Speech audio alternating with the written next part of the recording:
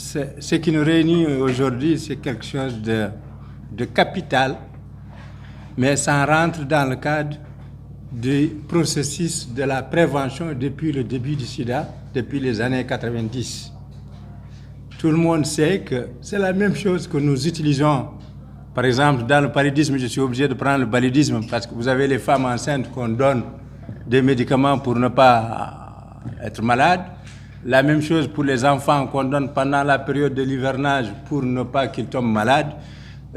Cette histoire de PrEP rentre à peu près dans le même cadre.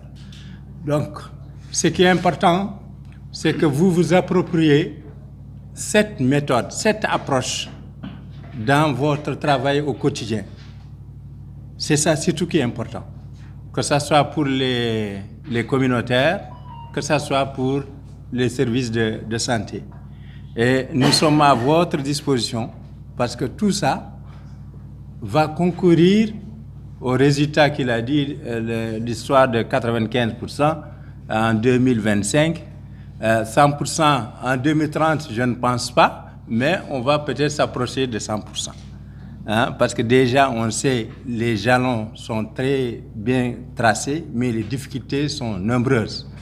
C'est des difficultés liées à des individus, liées parfois à des systèmes de pensée. Donc, c'est quelque chose, c'est un travail quotidien qu'on doit faire ensemble. C'est pour pallier aux incidences de départ qu'on avait, parce que les stratégies de départ, c'était des stratégies comportementales. On disait à la personne, ne fais pas ceci, ne rentre pas ceci, ainsi de suite.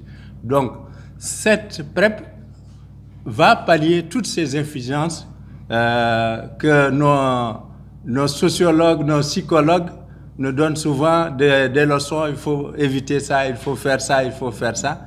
Je pense que le risque, les premiers éléments que les gens ont soulevés, c'était par rapport aux effets secondaires. Je pense que ça, c'est quelque chose de réglé maintenant. Je pense pertinemment que c'est quelque chose de réglé. Et puis, l'histoire de la prise. Est-ce que c'est tous les jours, toutes les semaines, 3 doses, et ainsi de suite? Je pense que c'est quelque chose également à régler.